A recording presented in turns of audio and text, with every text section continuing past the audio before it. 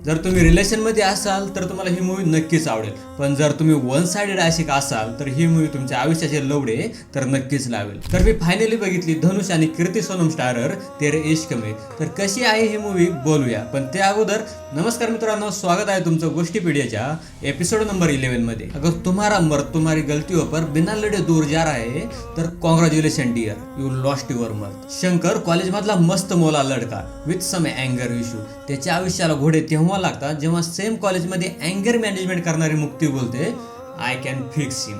पूर्ण मूवी बनलीच नसती जर मुक्तीची माया शंकरच्या माग लागली नसती. फर्स्ट हाफ मध्ये कॉलेजमध्ये डेटिंग टाइमपाससाठी फिरवणारी मुक्ती, तर मुक्तीच्या मायात पूर्णपणे खच्ची झालेला शंकर जो प्रेमात दिल्लीही फुकायला तयार होतो आणि फुकतोही. शंकर आणि त्याच्या वडिलांचे इमोशनली अटॅच करणारे सीन तुम्हाला मूवीशी बांधून ठेवतात, पण इंटरव्हल नंतर मूवी थोडीशी डिस्ट्रॅक्ट होते आणि एंडिंग येता येता तुम्हालाच प्रश्न पडतात की हे चाललंय काय आणि कशासाठी. मूवी एंडिंग मध्ये वॉर सिक्वेन्स चाललाय, आर्मी युद्धामध्ये आहे, देशावरती खतरा आहे आणि मध्ये त्यांचे डिलिव्हरी सिक्वेन्स चाललेत. कशासाठी? सर्व काय दाखवण्याच्या नादात मेकर्स लाईनवरने थोडेसे भटकतात, पण हा मूवी एवढी पण वाईट नाहीये आणि वन टाइम वॉच तर नक्कीच आहे. इंटरव्हल पर्यंत मूवीची स्टोरी, AR रहमानचे सॉंग्स आणि धरुची खतरा ऍक्टिंग या मूवीला ग्रिपिंग बनवते.